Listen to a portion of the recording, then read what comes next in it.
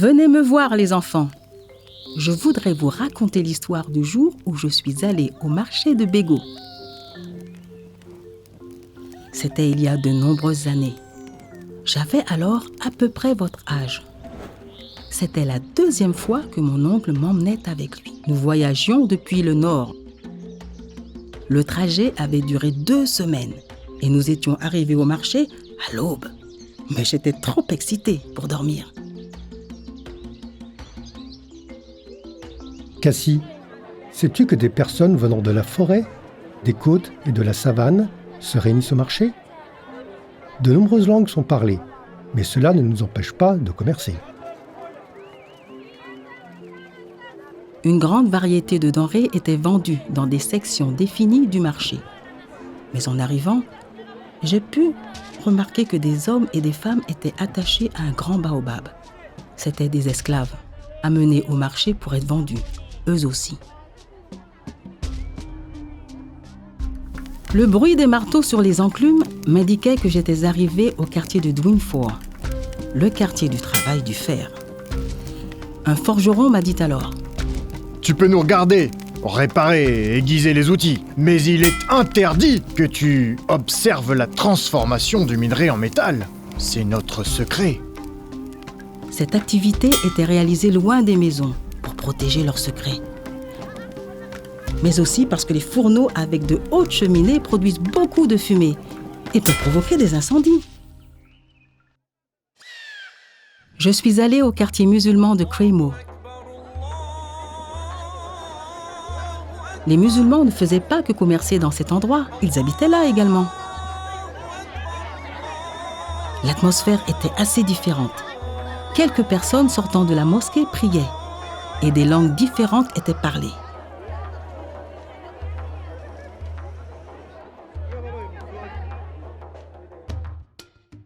Même la poterie était différente.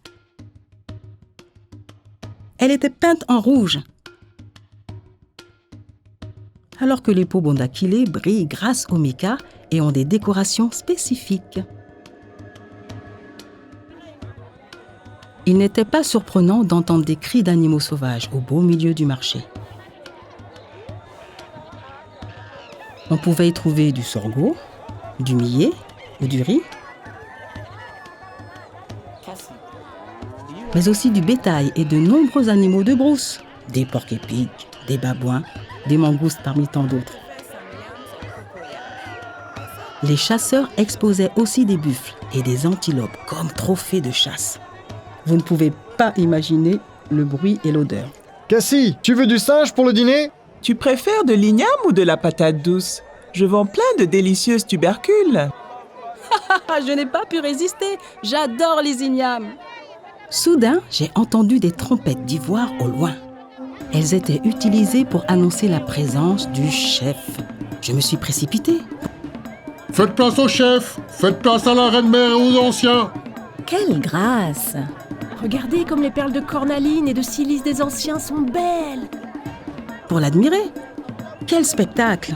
Ils étaient vêtus de vêtements béo traditionnels, tissés et confectionnés à Bégo. J'ai suivi le cortège royal au quartier de Dawabrim. Certains anciens échangeaient des produits contre de l'or. Les marchands utilisaient des pots en laiton et en céramique de différentes formes et tailles pour peser l'or avec une grande précision.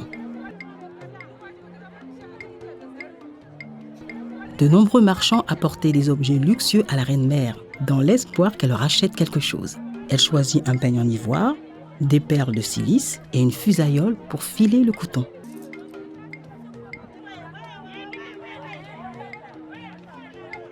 Au quartier de Brong et de Cremo, j'ai vu des stands qui vendaient des pipes de différentes tailles. Certaines avaient des décors complexes, d'autres étaient très simples. Les artisans et les marchands m'ont raconté que les plus grosses étaient faites pour les hommes, les plus petites pour les femmes, et les très décorées réservées à la royauté et aux personnes importantes. Chacun peut acheter une pipe, mais toutes les pipes ne sont pas à la portée de toutes les bourses. Viens t'asseoir avec nous, Cassie. Sais-tu que le fait de fumer occupe une place importante dans la vie quotidienne des populations du nord de l'Afrique jusqu'aux régions forestières du sud ? Avant même l'introduction du tabac à Bégo, les gens fumaient une feuille locale appelée bonto. Je peux essayer? Non, fumer n'est pas pour les enfants. Mamie, on veut aller à Bego nous aussi. Je n'ai jamais vu de marché aussi grand. Malheureusement, le marché n'existe plus. Bego avait gagné un tel poids économique que cela a attisé l'envie des royaumes voisins. Vers 1722, les Ashanti ont attaqué, détruit et réacheminé le commerce loin de Bego et en faveur de leur royaume. Tout ce qu'il en reste est mon souvenir. Ainsi que ma pipe.